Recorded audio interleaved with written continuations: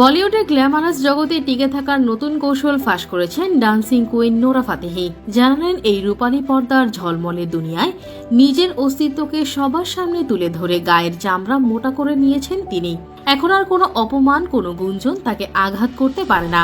আর এই কৌশলই তাকে ক্যারিয়ারে কাজ পেতে সাহায্য করেছে। বলিউড অভিনেত্রী নোরা ফাতেহি বরাবরই নিজের স্ট্রাগল নিয়ে কোনো মন্তব্য করতে পিছপা হন না। এবারও তার ব্যতিক্রম হলো না। অভিনেত্রীকে অনেকে উপদেশ দিয়েছিলেন নাচের মাধ্যমে বলিউডে পা না রাখার জন্য।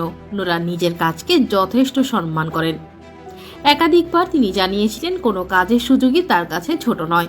প্রথম থেকে নিজের কাজ নিয়ে যত্নশীল, যদিও কটাক্ষ সহ্য করতে শিখে গেছেন তিনি।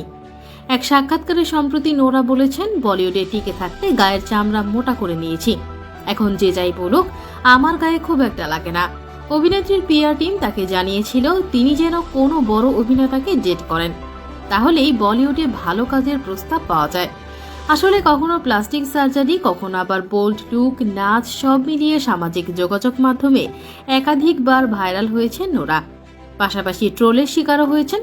তবে এখন এসব কিছুকেই গায়ে মাখাচ্ছেন না তিনি, বরং শুধুমাত্র নিজের কাজের দিকে তার শতভাগ মনোযোগ রয়েছে।